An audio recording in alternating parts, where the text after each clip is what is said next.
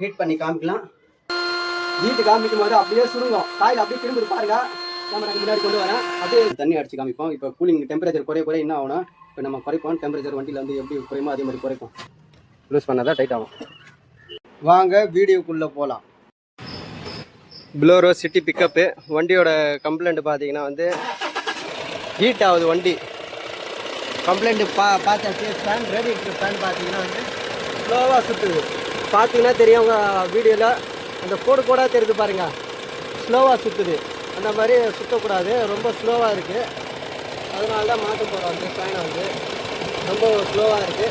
அதான் கம்ப்ளைண்ட் ஆகுது. Plus radiator கையோட வந்து சர்வீஸ் பண்ண போகிறோம். அதுக்கெல்லாம் இந்த போல்ட்டெல்லாம் கழட்டிட்டு ஃப்ரண்ட்டு சீல்டு கழட்டி கீழே ஓசெல்லாம் கழட்டிட்டு வெளியே எடுக்க போகிறோம். இந்த ஃபேனு பார்த்தீங்கன்னா வயர் இல்லாத டைப்பு, மேக்னெட் டைப் சொல்லுவாங்க, கிளச்சு டைப்னு சொல்லுவாங்க.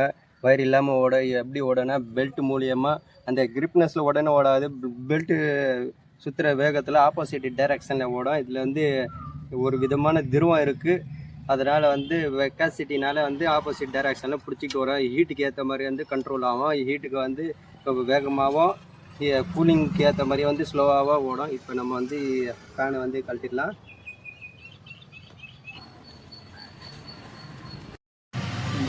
ஃபேன் வந்து கழட்டி எடுத்தாச்சு. ரேடியேட்டர் கையோட சர்வீஸ் பண்ண போகிறோம். கழட்டி சர்வீஸ் கொடுத்தாச்சு. ஃபேன் லீஃப் வந்து மாட்டிடலாம். புது மோட்ரு ஃபிட் பண்ணியாச்சு. லீஃபில் ரேடியேட்டரும் அசம்பிளி பண்ணிக்கிட்டு இருக்கோம்.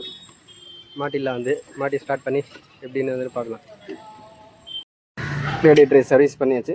ஃபேனும் மாட்டிடுவோம். வந்து லூஸ் பண்ணால் தான் டைட் ஆகும்.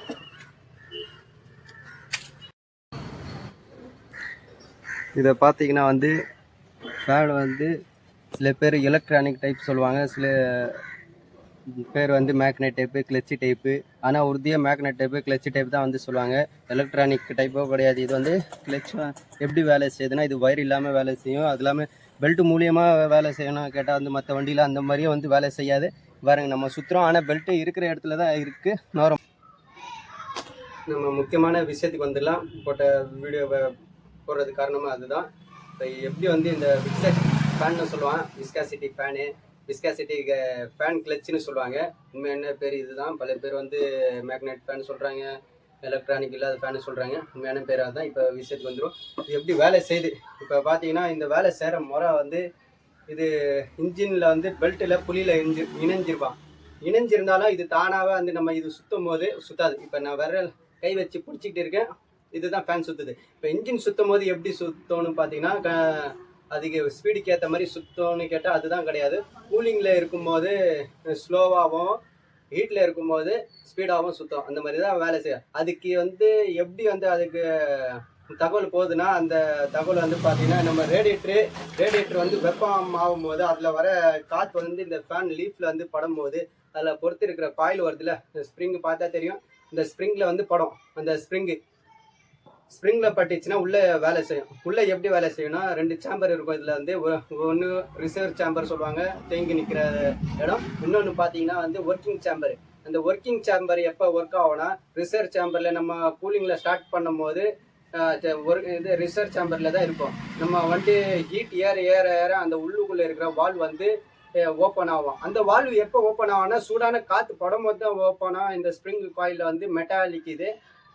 இந்த ஸ்ப்ரிங் காயிலில் படும்போது அந்த சிக்னல் உள்ளே போகும். அந்த ஹீட் ஏறுதுன்னு சொல்லி உள்ளே போகும்போது அந்த லிக்விட் ஆனது, உள்ளே இருக்கிற லிக்விடு வால்வ் ஓப்பன் ஆகி ஒர்க்கிங் சேம்பருக்கு போய் ஒர்க்கிங் சேம்பரில் அந்த ஆயில் அடையும் போது விஸ்காசிட்டினால, அந்த டென்சிட்டினால வந்து நடுவில் இருக்கிற சாஃப்ட்டில் கனெக்ட் ஆகும். அந்த கிரிப்னஸ் பிடிச்சிக்கும். அந்த கிரிப்னஸ் பிடிச்சிச்சுன்னா இன்ஜின் இன்னும் வேகத்தில் ஓடுதோ அதுக்கேற்ற மாதிரி அப்படியே இதை வந்து சுழற ஆரம்பிச்சிடும். வந்து அப்படி தான் வந்து வேலை செய்யுது. இது வயரே கிடையாது, இந்த மெத்தடில் தான் வேலை செய்யுது. அப்புறம் இதனால என்ன நன்மைன்னு கேட்டிங்கன்னா, பல நன்மை இருக்குது. மைலேஜ் வந்து கொடுக்கும். எதனால கொடுக்கணும், அது இது ஆட்டோமேட்டிக்காக ஃப்ரீயாக தானே சுற்றுது. கூலிங்கில் கண்டினியூ சுற்றினா தான் வந்து மைலேஜ் வந்து இதில் வந்து இன்ஜினில் கிடைக்கிற பவரு 1% இதுக்கும் போகும். இப்போ வந்து கூலிங்கில் வந்து அதுக்கு தேவை கிடையாது. எனர்ஜி வந்து வீணாக போகும். அதனால மைலேஜ் கொடுக்கும், பிக்கப் கொடுக்கும். அது இல்லாமல் லைஃப் இருக்குது. இதில் வந்து இந்த ஃபேன் வந்து ரொம்ப லைஃபுக்கு உண்டான ஃபேனு. இது 70-80 டிகிரி செல்சியஸ் மேலே இருந்தால் தான் இந்த மாதிரி வந்து ஒர்க்கிங் ஆகும். 80-90 மேலுக்கு ஸ்பீடு போனால் அந்த மாதிரி ஃபேன் வந்து சுழற ஆரம்பிக்கும். வந்து இதில் வந்து ஆயில் கொடுத்துருக்கான், அதுதான் வேலை சிக்னல் அனுப்புகிற வழி. இதுக்குள்ளே இருக்கிறது ஸ்லீக்கான ஆயில்னு சொல்லுவாங்க, அந்த ஆயில் தான் இருக்குது. அது எப்படின்னா வந்து இப்போ நம்ம தேன் எடுத்துக்கலாம், தேன் வச்சு நம்ம ஒரு பதிவு போடலாம். அதுக்கும் இன்ஜின் ஆயிலுக்கும் ரொம்ப சம்மந்தம் இருக்குது. டென்சிட்டி வந்து ஹீட்டில் குறையிறதோ ஏறுறதோ அதுக்கேற்ற மாதிரி தான் நம்ம வந்து கிளைமேட்டுக்கு ஏற்ற மாதிரி தான் ஆயிலோ வாங்கணும். இந்த ஆயிலில் பார்த்துருப்பேன் 50W40 10W40 அப்படின்னு கிரேடெல்லாம் கொடுப்பான். 5W50 அந்த மாதிரி கிரேட் கொடுப்பான். அந்த கிரேட் எதுக்கு வாங்கணும், எதை பார்த்து வாங்கணும், கிளைமேட்டுக்கு ஏற்ற மாதிரி தான். நம்ம இங்கே சென்னையில் 50W40 வாங்குறோன்னா நம்ம காஷ்மீரில் அந்த கிரேட் போட முடியாது. அதுக்கேற்ற மாதிரி தான். அதை பற்றி வந்து தனியாக அது பார்த்துக்கலாம். ஆனால் வந்து அதுக்கும் சம்மந்தம் இருக்கு. ஏன்னா வந்து அந்த ஆயில் உள்ள இருக்கிற சிலிக்கான் ஆயிலே டென்சிட்டி குறையும். சூடுபடுத்தும் போது அந்த டென்சிட்டி குறையும். அந்த டென்சிட்டி குறையும் போது அந்த வேலை செய்கிற விதமே வேற. அந்த சாஃப்ட்ல வந்து பிடிச்சிக்கும், இறுக்கி பிடிச்சிக்கும். அந்த டென்சிட்டியோட லெவல் அதிகரிக்கும். இப்போ எப்படி அது ஒர்க் ஆகுது இப்போ நம்ம காமிச்சிடலாம். நம்ம மிஷின் வச்சுக்கிட்டு இருக்கோம். ட்ரையர் வச்சுருக்கோம். அது நம்ம ஹீட் பண்ணி காமிக்கலாம். இப்போ விசிட்க்கு வந்துடலாம். இப்போ நம்ம ஃபஸ்ட்டு மார்க் பண்ணிடலாம். நம்ம ஏதாச்சும் வச்சுக்கிட்டு கனெக்டர் இருக்குது. இந்த கோடு தெரியும் பாருங்கள். இந்த கோடை வந்து இதை நோக்கி ஃபஸ்ட்டு மார்க் பண்ணிடலாம். இதை மார்க்னு நினச்சிக்கோங்க. இந்த இடத்துல மார்க் பண்ணிடுறேன்.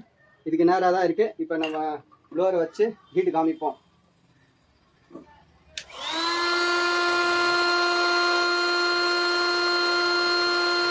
ஹீட்டு காமிக்கும் போது அப்படியே சுருங்கும். காயில் அப்படியே திரும்புது பாருங்க. கேமராக்கு முன்னாடி கொண்டு வரேன். அப்படியே திரும்ப பாருங்க. இந்த பொசிஷனில் தான் ஒர்க்கிங் சேம்பருக்கு போவோம். ஒர்க்கிங் சேம்பருக்கு போகும்போது ஆட்டோமேட்டிக்காக வந்து இந்த டைட்னஸ் பிடிச்சிடும். பின்னாடி இருக்கிற புளி வந்து டைட்னஸ் பிடிச்சிடும். இன்ஜினோட பவர்லேயே சேர்ந்து ஓடுற மாதிரி இருக்கும். இப்போ இன்ஜினோட டெம்பரேச்சர் 80லேருந்து 90 வரைக்கும் இருக்குது. அதனால தான் வந்து இந்த காயில் உண்டானது அப்படியே சுருங்கி இருக்குது. இப்போ நம்ம தண்ணி அடிக்கும்போது நம்ம பண்ணியிருக்கிற மார்க் பார்த்தீங்கன்னா இந்த இடத்துல இருக்குது. இந்த இடத்துல மார்க் பண்ணோம். ஆனால் ஸ்ப்ரிங் பார்த்தீங்கன்னா இந்த இடத்துல நோந்திருக்கு. எந்த அளவுக்கு நோந்திருக்குன்னு உங்களாலே பார்க்க முடியும். இந்த அளவுக்கு நோந்திருக்கு இந்த டிஸ்டன்ஸில். இப்போ நம்ம தண்ணி அடித்து காமிப்போம். இப்போ கூலிங் டெம்பரேச்சர் குறைய என்ன ஆகும்னா, இப்போ நம்ம குறைப்போம். டெம்பரேச்சர் வண்டியில் வந்து எப்படி குறையுமோ அதே மாதிரி குறைப்போம். பார்த்தா தெரியும், கொஞ்சம் கொஞ்சமாக வரும். அதான் நோந்திருக்கு பாருங்க. பழைய ஸ்டேஜ்லேயே வந்துச்சு.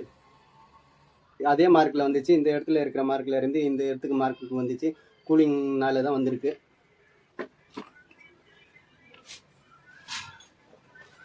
இப்போ இது ஒரு பல பேர் வந்து யூஸ் அண்ட் த்ரோ தான். நானே வந்து யூஸ் அண்ட் த்ரோவாக தான் மாற்றுறேன். இது வேலை செய்ய முடியுமான்னு கேட்டால் கொஞ்சம் கஷ்டம்தான். ஆனால் வேலை செய்யலாம். இதில் ஆயில் வந்து தனியாக வந்து வாங்கணும். டொயோட்டா கம்பெனி அந்த மாதிரி இதில் வந்து கம்பெனிலேருந்து கிடைக்கும். அந்த மாதிரி 10,000 12,000 உள்ள சிஎஸ்டி ஆயில் தான் இதுக்குள்ளே வரும். ஸ்லீப்பான ஆயிலு. இப்போ நம்ம அதை பற்றி உண்டான எப்படி வந்து ரிப்பேர் பண்ணுறது அது அடுத்த பதிவில் பார்ப்போம். ஏன்னா வீடியோ வந்து லென்த்தாக போய்கிட்டு இருக்கும். அது பற்றியும் சரி, இது டைரக்ட் பண்ணலாமா பண்ணக்கூடாதா, எப்படி பண்ணோம் டைரக்டு, அதனால் என்ன பெனிஃபிட்டு உங்களுக்கு புரிஞ்சிருக்கும்னு நினைக்கிறேன். ஏன்னா எனக்கு பேச்சு திறமை அந்த அளவுக்கு கிடையாது. உங்களுக்கு புரிஞ்சிருக்கும்னு நினைக்கிறேன். இந்த மாதிரி நீங்கள் வந்து கண்டிப்பாக வந்து வண்டியில் இது இன்னொரு விஷயம் பார்த்தீங்கன்னா, இதில் டஸ்ட்டு பார்ட்டிக்கல் ஆயில் ஏதாச்சும் இருந்துச்சுன்னா இது வேலை செய்யாது. அதுவும் நம்ம பார்த்தீங்கன்னா எடுத்தாங்கன்னா வந்து கட்டிடக்கூடாது.